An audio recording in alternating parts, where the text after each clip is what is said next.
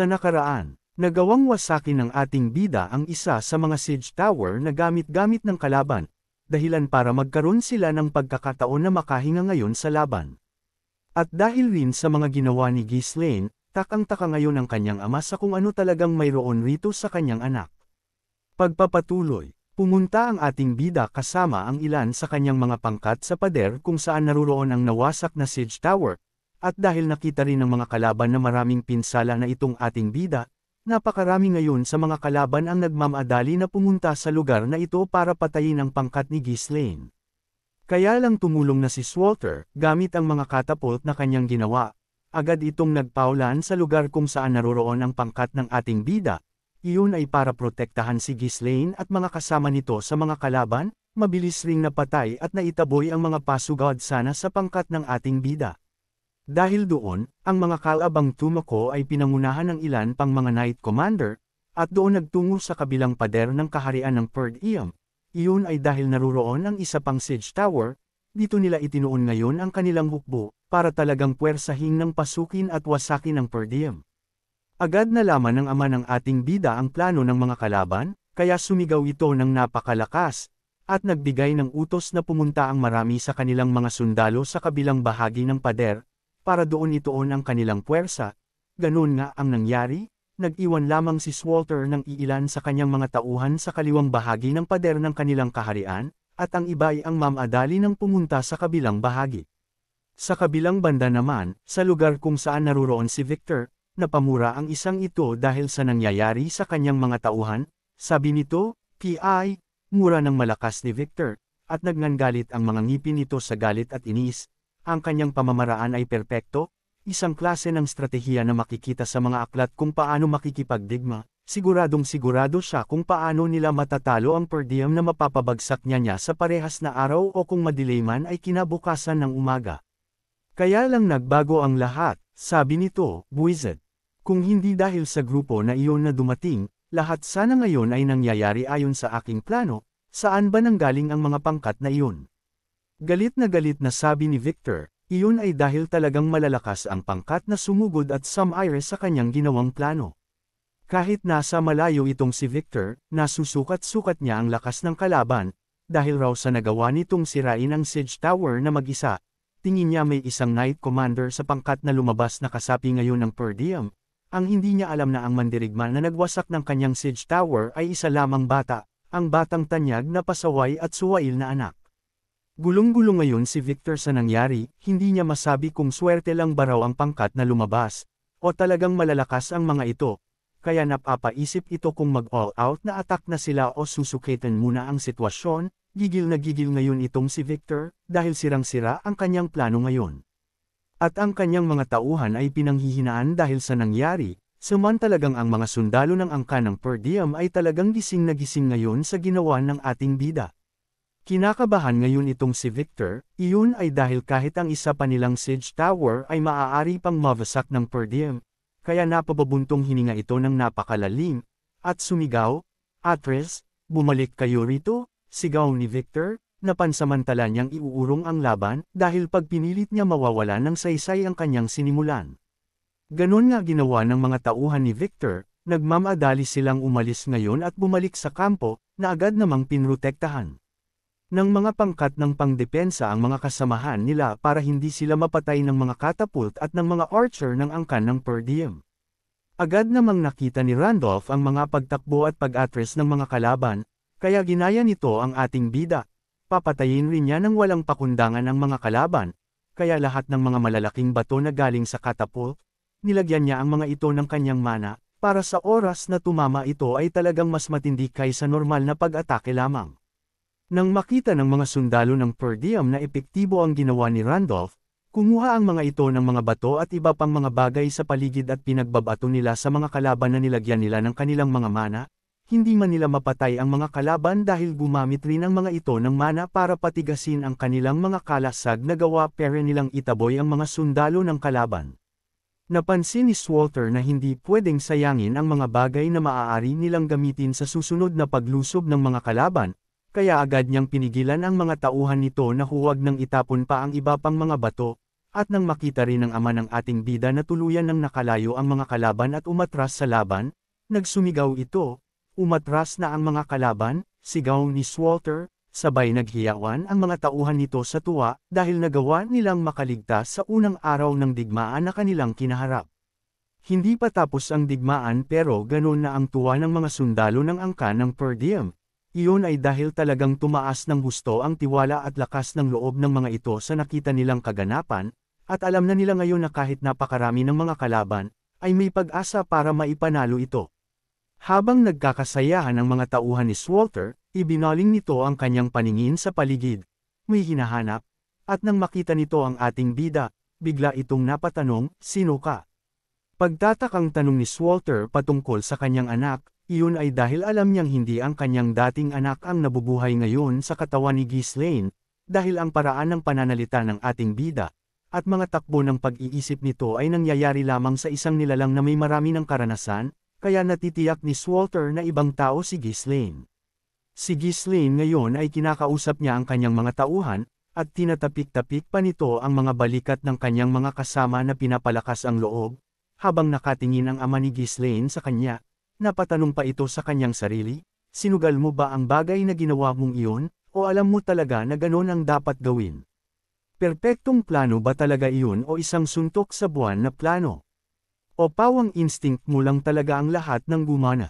Sunod-sunod na tanong ni Swalter sa sarilo habang pinapanood nito ang kanyang anak, dahil ang bilis na desisyon na ginawa ng kanyang anak ay talagang nagbigay sa kanila ng isang mirakulong resulta.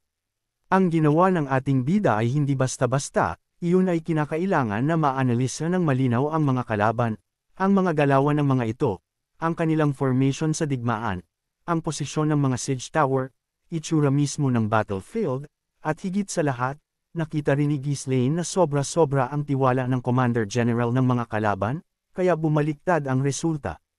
Napapaiisip pa itong si Swalter na sa isang pagkakamali lang ni Ghislaine sa kanyang plano ay maaaring maging kapalit nito ang buhay ng kanyang mga tauhan, ganun na rin ang sundalo ng per diem at ang mismong kanilang kaharian, kaya nagtataka ito kung paano at saan nakuha ng ating bida ang lakas ng loob nito na gawin ang plano na alam niyang hindi siya magkakamali. Paano? Paulit-ulit na tanong ni Swalter sa kanyang sarili habang nakatingin ito sa kanyang anak. Dahil sa hindi na mapakali pa itong ama ng ating bida sa ginawa ng kanyang anak, agad na niya itong pinatawag. Lumapit naman si Ghislaine kaya tinanong agad ito ni Swalter, "Bakit? Bakit mo pinili ang napaka-delikadong desisyon na iyon?" Pagtatakang tanong nitong si Swalter sa ginawa ni Ghislaine. Sinagot naman ito ni Ghislaine, sabi nito, "Naniwala po ako na masyado silang naging kampante sa kanilang paunang atake, kaya sinamantala ko po yun upang hindi masayang ang pagkakataon na sirain ang kanilang plano at formation," sagot nito sa kanyang ama. Agad naman itong sinundan ni Swalter, ang instinct sa pakikipaglaban ay may kakayahan magbigay ng magandang resulta sa loob ng digmaan, kaya lang ang isang halimaw na umaasa lamang sa kanyang bangis ay darating sa oras na mahuhulog ito sa isang patibong. Isa lang ang buhay mo, kaya sa susunod pag-ingatan mo ng gusto ang lahat ng mga magiging plano at desisyon mo, paalala ng ama ng ating bida sa kanyang anak. "Opo ama," tugon ng ating bida, iyon ay dahil hindi niya magawang ipaliwanag sa kanyang ama na ang buhay niya ngayon ay pangalawa na mayroon na siyang napakaraming karanasan sa digmaan, kaya tumango na lamang ito sa sinabi ng kanyang ama para matapos ang usapan. Lumapit naman si Randolph kay Swalter, at nagsabi, "Nakakamangha ang ginawa ni Ghislaine kanina, kaya lang hindi ganito lagi ang resulta ng mga ganong hakbang." Hindi raw alam ni Randolph kung ano ang gagawin niya, mahirap raw na pag-alitan si Ghislaine dahil naging maganda ang resulta, hindi rin raw niya pwedeng purihin dahil nilabag nito ang utos ng pinuno ng kanilang angkan. Hindi makapaniwala si Randolph na nagtataglay ng ganong kalakas na abilidad sa pakikipaglaban ang ating bida. Napatanong pa ito na maaaring mas malakas pa raw si Ghislaine sa kanya, kaya lang nagpalubag loob na lang ito na kaya rin daw niya ang ginawa ni Ghislaine kaya lang mas maliit raw ang porsyento ng tagumpay. Sinagot naman ito ni Ghislaine, "Sobrang delikado kasi ang ating sitwasyon at wala na akong ibang paraan na makita, kaya ganun na ang aking ginawa, pero kung magagawa pera nating tumagal kagaya ng ginawa natin ngayon, tiyak maipapanalo natin ang laban." Kaya napatango na lamang ang ama ng ating bida sa kanya, Samantalang si Randolph ay talagang hindi sang-ayon sa ganung uri ng ginawa ni Ghislaine dahil talagang napaka-delikado ng ginawa nito. Nasabi pa ni Swalter na kung makakapagpadala lang raw sana ng mga tulong ang kaibigan niyang si Count Logestiak raw ang kanilang tagumpay. Nag-aalala talaga itong si Swalter sa mga nangyayari dahil bakit raw wala silang balitang nakukuha mula sa mga pinadala nilang mensahero sa teritoryo ni Count Lodges? Pero dahil sa ginawa ni Ghislaine ang kanyang pag-aalala ay naibsan, ganun pa man ang digmaan ay unpredictable, kaya kailangan pa rin daw nilang mag-ingat ng sobra-sobra. Kahit na ipakita na ng malinaw ng ating bida ang kanyang totoong lakas sa kanilang buong angkan, iba pa rin ang usaping pagtitiwala, iyon ay dahil sobrang delikado ng ginawa ng ating bida, kumilos itong mag-isa na hindi sumangguni sa mga kasamahan nito, lalo na sa kanyang ama na pinuno ng kanilang angkan, kaya hindi nila lubos kayang pagkatiwalaan ang lahat ng desisyon ni Ghislaine, kaya hindi maalis ni Swalter ang kanyang pag-aalala. Naririnig ng ating bida ang pag-uusap ni Randolph at ng kanyang ama, nasabi na lamang ni Ghislaine sa kanyang sarili na hindi kilala ng kanyang ama at ni Randolph si Duke Dupfine, na talagang gagawin ang lahat ng paraan masigurado lang ang tagumpay sa digmaan, at dahil raw kulang na kulang sa tauhan ng angkan ng ating bida kumpara sa dami ng mga kalaban nito, kaya kinakailangan raw na triple ang gawing effort o paraan ng mga tauhan ng angkan ng per diem. Alam ni Ghislaine na walang makakaintindi sa kanya at sa kanyang mga gustong sabihin, kaya tumanggaw-tango na lamang ito sa mga sinabi ni Randolph. At ni Swalter, at nagsimyo lang maglakad palayo. Kaya lang bago tuluyang umalis ang ating bida, pinigilan ito ng kanyang ama, nilinis muna nito ang kanyang lalamunan, at nagsabi, "Ehem. Nagawa nating magtagumpay sa unang araw ng digmaang ito, salamat sa iyo, gawin mo pa ang makakaya mo. Salamat, mahusay Ghislaine," pasasalamat ng ama sa kanyang anak, para ibigay nito ang karapat-dapat na papuri sa bagay na nagawa ng kanyang anak. Hindi madali kay Swalter ang ginawa niyang pagpuri sa kanyang anak, iyon ay dahil hindi sanay si Swalter na magbigay ng papuri, lalo na sa init nangyari noong una na hindi nakinig si Ghislaine sa kanyang inutos. Ganun pa man, nagpasalamat ang ating bida, at sabay iniwan na nito ang kanyang ama na si Swalter at ang kanilang general na si Randolph. Kahit tapos na ang laban sa unang araw ang mga tauhan ng ating bida hindi pa rin makapaniwala na nagawa nilang maipanalo ang imposibleng laban, hindi rin nila maunawaan kung paano nagawa ng ating bida na pabagsakin ang siege tower na mag-isa, sumunod lang raw sila kay Ghislaine at ginawa ang mga pinagawa ng ating bida sa kanila, at ayon nananalo sila sa laban. Naalala pa nila bigla ang paalala sa kanila ng ating bida noong nagsasanay sila, na sa oras na magawa nilang intindihin ang plano ng ating bida, magagawa rin iyon ng kalaban, kaya sumunod na lamang raw ang mga ito at gawin ang lahat ng pinapagawa sa kanila ng ating bida nang wala ng tanong-tanong pa at nang walang pag-aalinlangan. At dahil ang mga tauhan ng ating bida ay walang talam ng kaisipan pagdating sa digmaan, ang tanging naisip na lamang nila na kailangan nilang sumunod lang kay Ghislaine at tiyak na ang tagumpay. Hindi na nagbibigay pa ng paliwanag ang ating bida sa kanyang mga biglaang plano, dahil hindi posible yon sa napakagulong digmaan, lalo pa ang mga paraan ng ating bida, ay hango lahat sa kanyang karanasan sa kanyang naunang buhay, kaya walang makakaunawa sa kanya.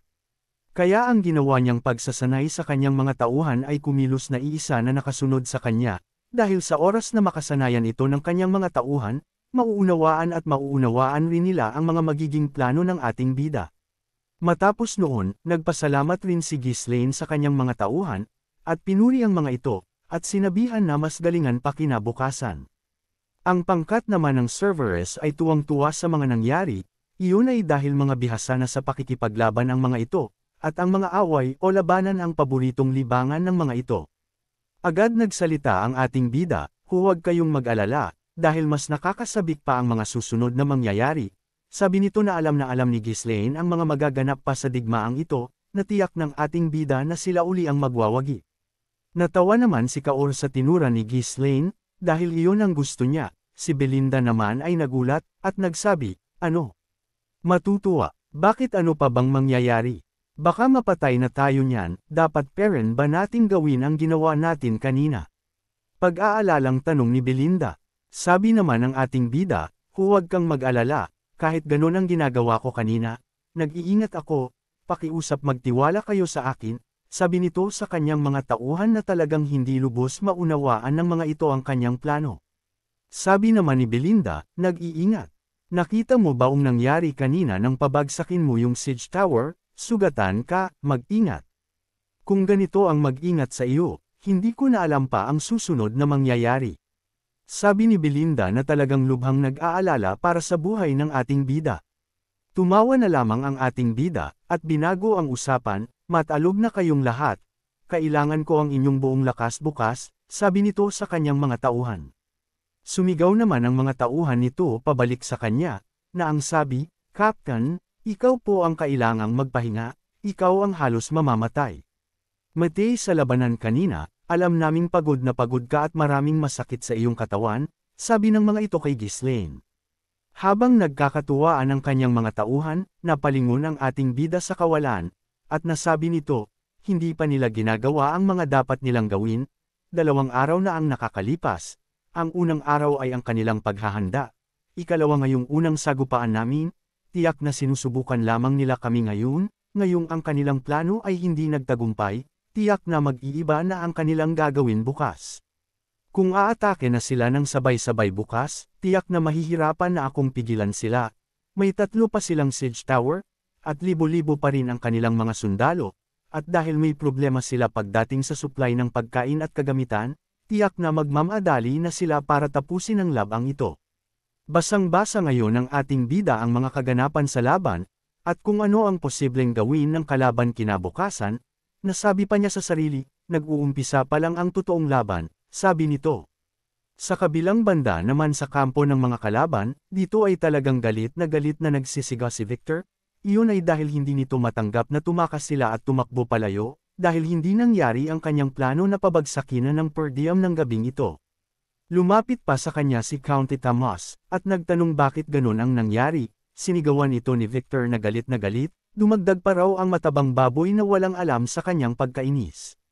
Nagsalita pang muli itong si Thomas, na ang sabi, ang alam ko may 2 kang 4-circle mage rito, bakit hindi natin sila gamitin bukas? Tanong ni Thomas, sabi naman ni Victor, hindi pa oras para gamitin sila, na ang tono ng boses nito ay naiinis. Iyon ay dahil alam ni Victor na ang mga warrior ay hindi malapit sa mga magician, dahil magkaiba ng pamamaraan ng pakikipaglaban ang mga ito. Nababasa-basa pa ni Thomas na kahit gamitin ni Victor ang mga magician, hindi raw ganun kadaling susunod ang mga magician sa mga warrior dahil matataas rin ang tingin nila sa kanilang sarili, tulad na lamang nila Alfoy. Talagang praning na praning sa galit itong si Victor, iyon ay dahil sinabi niya na magagawa niyang sakupin ito ngayong gabi lang, kaya lang umuwi silang talunan, at hindi pa mawala-wala sa kanyang isipan ang nakaitim na baluti na mandirigma. Malakas raw talaga ang ating bida, kaya lang imposible raw na nagawang mabasa ng nakaitim na armor ang sitwasyon ng ganung kabilis, tiyak chambo lang raw ang ginawa ng mandirigmang nakaitim na armor. Dahil doon, may naisip na plano itong si Victor, pinatawag niya ang 10 sa kanyang mga Knight Commander, at nagsabi na bukas raw ng gabi ay pasukin nila ng palihim ang Eastern Gate ng per diem, at ihahanda raw ni Victor ang 500 na mga kabalyero, at mga sundalo na nasa 1,000 sa tabi para may backup ang mga ito. Naguluhan naman ang mga Knight Commander sa sinabi ni Victor, imposible raw na magawa nilang pumasok sa loob, dahil tiyak na may mga bantay raw. Dito naman ay sinigurado ni Victor na hindi sila mapapano. Iyon ay dahil may tauhan sila mula sa angkan ng per diem na nasa loob ngayon. Kung mahihirapan raw silang pasukin ang main gate ng per diem, gagawa raw sila ng kaguluhan sa loob, at sinabi na sa oras na magsimula ang apoy at kaguluhan sa loob, gamitin raw ang pagkakataon na iyon para patayin si Swalter, sasamahan raw sila ng isang knight mula sa angkan ng per diem, sabi nito, na may isa pang traidor sa angkan ng per diem. Kinabukasan, nagsimula ng sumugod uli ang hukbo ni Victor, kaya lang mas maingat sila ngayon, hindi na kagaya noong una, nakikipagpalitan lang ang mga ito ng mga long-range attack sa per diem, kalahating araw rin na nagpaulit-ulit ang ganung tagpo, at nagdesisyon ng umatras uli si Victor. Dito ay tuwang-tuwa uli ang mga sundalo ng angkan ng per diem, iyon ay dahil nagawa na naman nilang itaboy ang mga kalaban, kaya lang dito ay nakakaramdam na ito na may kakaiba sa mga galawan ng kanilang mga kalaban. Lumipas ang mga oras at sumapit na ang gabi, biglang nagkaroon ng kaguluhan sa kampo ng kaharian ng per diem, iyon ay dahil sa kabilang banda ng kanilang kaharian ay may biglang mga fireworks ang sumabog, napatanong pa ang ibang mga sundalo, anong nangyari, Nag-celebrate na ba sila kaagad? Kaya gulong-gulo ngayon sa loob ng per diem. Nakatingala si Ghislaine sa itaas, nakatingin sa fireworks, at dito ay talagang iba ang kanyang pakiramdam, kaya iniaayos nito ang kanyang armor, at tumayo ito at nagtungo sa isang lugar. Habang lumalalim na ang gabi, nagsimula ng kumilos ang mga Knight Commander ni Victor, palihim na kumilos ang mga ito sa kalaliman ng gabi, ang mga Knight Commander na ito ay nagsuot ng mga itim na kapa, at itim na mga kasuotan para mas mahirapan ang mga taga-per diem na makita sila. At dahil madilim na sa mga oras na ito, at hindi inaasahan ng angkan ng per diem na may sasalakay sa kanila, mahina ang mga bantay sa mga sandaling ito, kaya gamit ang mana, nagawa ng mga ito makalapit kaagad sa lugar ng per diem. At dito nakita nila ang knight na traidor sa per diem, siya si Dren. Ikaw ba si Dren? Tanong ng mga ito, ang knight na ito ay ang isa sa mga tauhan ni Count Desmond na nilagay niya sa angkan ng per diem. Si Count Desmond ay talagang metikuloso sa lahat ng bagay, ayaw na ayaw nitong matalo, kaya ginagawa nito ang lahat ng paraan magawa lang manalo, at isa itong si Dren sa kanyang paraan. Sumagot si Dren, oo ako si Dren, kaya bilasan na ninyo wala na tayong oras. Sabi ni Dren, kaya sinamahan kaagad ito ni Dren papasok sa loob. Kaya lang hindi pa nakakalayo ng hakbang ang mga ito, biglang may tumalon mula sa itaas papunta sa kanilang harapan, na hinarang ang mga ito, at nagsabi, "San kayo pupunta, hindi na kayo maghahapunan?" Tanong ng mandirigmang tumalon sa kanilang harapan. Dahil doon, agad na inilabas ni Dren at ng mga knight na mula sa mga kalaban ang kanilang mga espada, at dahil nakilala ni Dren kung sino ang nasa kanilang harapan, sabi nito, "Young Lord." Tanong nito na ang kanyang tinutukoy ay si Ghislaine na kanilang batang pinuno. Noong una ginagawang katatawanan lamang si Ghislaine sa kanilang lugar, kaya lang dahil nakita na nilang lahat ang pinamalas na lakas nito, alam niyang hindi niya kakayanin ito ng harapan, kaya lang magiging iba raw ang usapan kung sabay-sabay silang makakalaban ng ating bida, dahil kahit malakas raw si Ghislaine tiyak mahihirapan raw ito kung 11 na knights ang kanyang makakalaban. Biglang bumulong si Dren sa kanyang mga kasama, "Patayin ninyo kaagad ang isang iyan bago pa sumigaw ng tulong yan," utos nito. Kaya lang biglang tinaas ng ating bida ang kanyang dalawang kamay ng mahinahon, na para bang sumusuko na ito. Kaya lang biglang may tumalo ng mga nakaitim na tauhan ng ating bida sa mga kalapit na bahay sa loob ng kaharian ng per diem. Napasigaw bigla ang mga knights na kasama ni Dren, "Paanong nangyari iyon? Paano nila nalamang ng perpekto ang ating plano?" "Dren, pinagtaksilan mo kami." Tanong ng mga ito kay Dren. Agad namang samagod si Dren, "Hindi. Hindi ako," tugon ni Dren na kahit siya hindi niya alam kung paano nalaman nila Ghislaine na dito dadaan ang mga kalaban. Ngayon ay napapaligiran na ngayon ang 11 knights na ito ng mga tauhan ng ating bida na nakatutok sa kanilang ayuna ng mga crossbow. Sabi ni Ghislaine, "Dren, isa Karen pala sa mga traidor. Bakit napakaraming traidor sa lugar na ito? Magkano binayad nila sa iyo?"